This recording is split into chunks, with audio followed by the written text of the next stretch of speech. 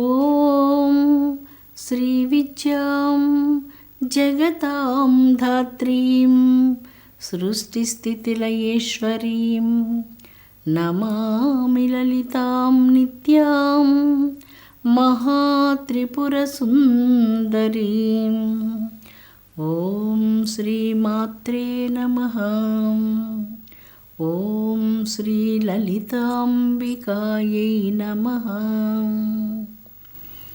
పవిత్రాత్మ స్వరూపులైన మీ అందరికీ మీ తల్లి అవ్యాజ్యమైనటువంటి మాతృప్రేమనందిస్తూ లలితా రహస్యనామ సహస్రాలలో తుష్టి అంటే సంతోషం అన్న మంత్రం తర్వాత పుష్టిహి అన్నటువంటి నామం వస్తుంది. దేవదారు అనే పుష్టిహి. దేవదారు వనం అనేటువంటి ప్రదేశంలో దేవి పుష్టి స్వరూపిణి అయి ఉన్నది. తుష్టి అంటే సంతోషం, సంతోషం ఉంటేనే పుష్టి, తుష్టి ఉంటేనే పుష్టి. అంటే ఇక్కడ ఎప్పుడైనా మానవులు సంతోషంగా ఉన్నప్పుడు ఏం తిన్నా శరీరానికి అది బాగా పుష్టిని ప్రసాదిస్తుంది. కొంచెం తిన్నా, ఏదైనా తినని, కొద్దిగా తిన్నప్పటికీ శరీరం పుష్టిగా సంతోషంగా ఆరోగ్యంగా ఉంటారు. ఎప్పుడు దిగులు విచారంతో కృంగిపోతూ ఉన్నప్పుడు ఏ ఆహారం తిన్నప్పటికీ అది వంట పట్టదు, పుష్టినివ్వదు. అందువల్ల తుష్టి పుష్టిని ప్రసాదిస్తుంది. సంతోషం సగం బలం అని చెప్పడం ఇదే అందులో అంతరార్థం.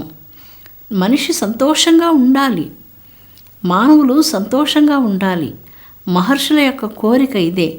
లోకా సమస్త సుఖినో భవంతు అంటున్నారు. సకల మానవ కోట్లు సుఖంగా ఉండాలి అనేటువంటిది మహర్షుల యొక్క మంగళాశాసనం. వాళ్ళ అపూర్వమైనటువంటి మంగళాశాసనం చేశారు. మానవ జాతి భద్రతతో, శాంతితో, సంతోషంతో, తుష్టిగా పుష్టిగా వర్ధిల్లాలి ననని.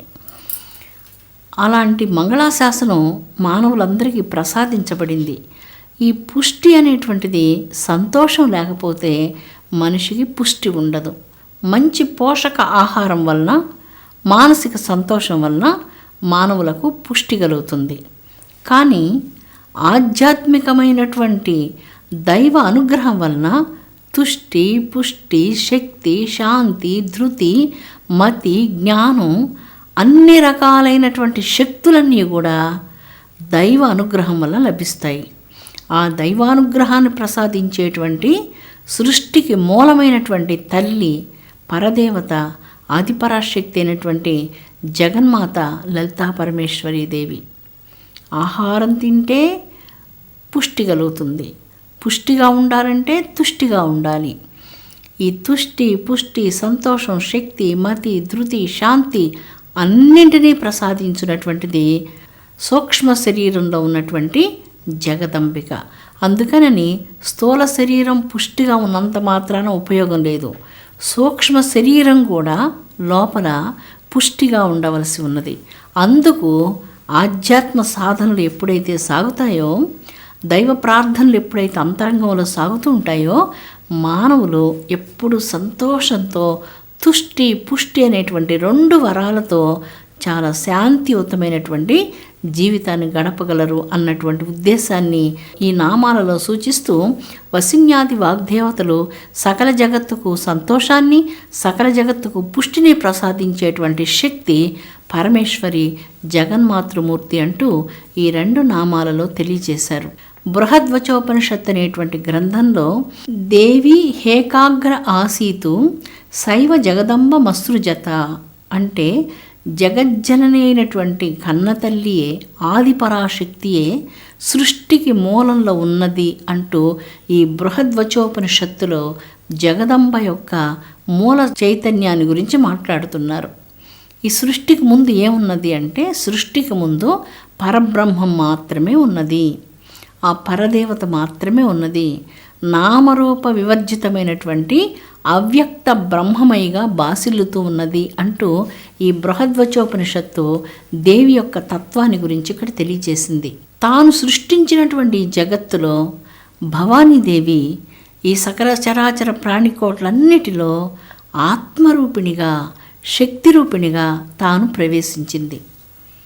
ఈ జగత్తు అంతటా తల్లి తాను ప్రవేశించకపోతే జగత్తు కళావిహీనమైపోతుంది. చేతనారహితమైపోతుంది, ప్రాణశక్తి ఉండదు, కదలిక ఉండదు. కదలాలి అంటే అమ్మ చైతన్యం కావాలి. కదలిక, చైతన్యం అమ్మ యొక్క స్వరూపాలు. వేదాలలో సృష్టిలోని ధర్మాలు ఎన్నో లక్షల ధర్మాలందులో నిక్షిప్తమై ఉన్నాయి. అయితే ఈ ధర్మాలు అందరం అభ్యసించలేం. అందరం ఈ ధర్మాలన్నీ నిత్యం మనం పాటించలేం. మనం ఈ ధర్మాలన్నీ పాటించాలంటే ఏం చెయ్యాలి అని పరబ్రహ్మమయ్యి తల్లి 64 రకాలైనటువంటి కళలను సృజించింది. చతుషష్ఠి కళలను సృజించింది. చతుషష్ఠి కళారాడ్య, చతుషష్ఠి కళామయి, కోటి యోగిని గణసేవిత అంటూ అమ్మను మనం కీర్తిస్తాం.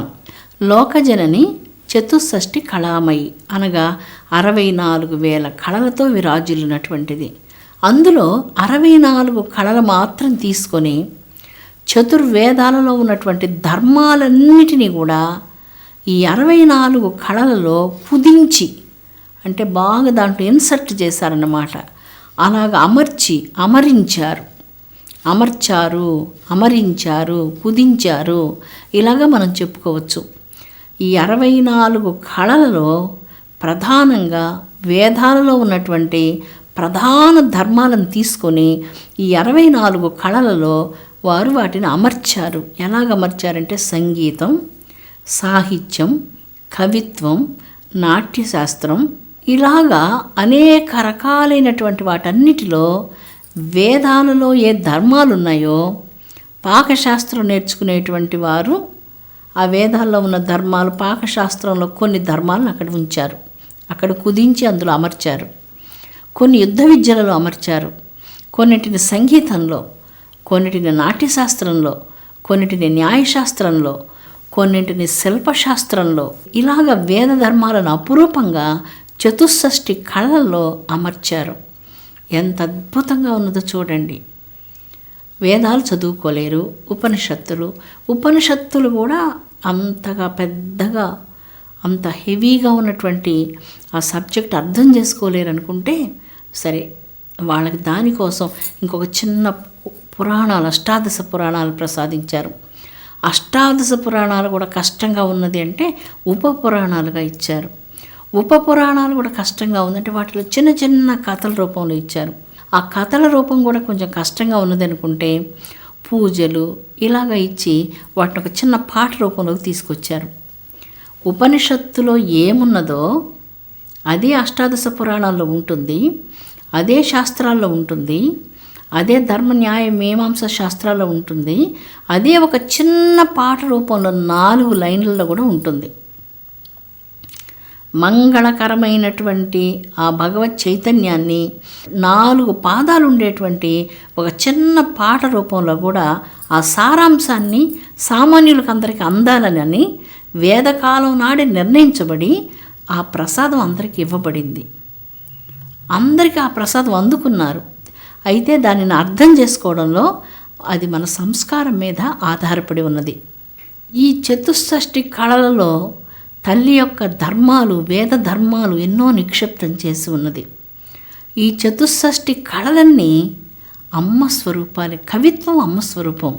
ఆ సరస్వతీదేవి కృప లేకపోతే కవులు ఏ విధంగా మాట్లాడగలరు, ఏ విధంగా కవిత్వాలు రచించగలరు? సంగీతం తల్లి యొక్క స్వరూపం, నాట్య సరస్వతి యొక్క స్వరూపం నాట్యం, కవిత్వం, శిల్పం, పాకశాస్త్రం, న్యాయశాస్త్రం, ఈ సమస్త ధర్మశాస్త్రాలన్నీ కూడా ఆ తల్లి యొక్క స్వరూపాలు. వీటన్నిటి యందు తన కళలను ఉంచి ఉన్నది. దేవి చైతన్యం లేకపోతే ఏ కళైనా కూడా కళావిహీనమైపోతుంది. ఏ కళ కూడా కళ లేకుండా, కళాకాంతులు లేకుండా కళావిహీనమైపోతుంది. దేవి ఎప్పుడైతే దాని వెనక ఉంటుందో ఆ కవిత్వం వెనకను, ఆ సంగీతం వెనకను, ఆ శిల్పం వెనకను, ఆ ధర్మంలో వెనకను, ఆ న్యాయశాస్త్రంలోనూ, ఆ పాకశాస్త్రంలో కూడా మంచి వంట నేర్పరితనంగా చేసేందుకు కూడా ఆ బుద్ధి రూపంతో విచక్షణతో ఉన్నప్పుడే చక్కగా మంచి వంట చేసి అందరినీ సంతోషపెట్టగలరు.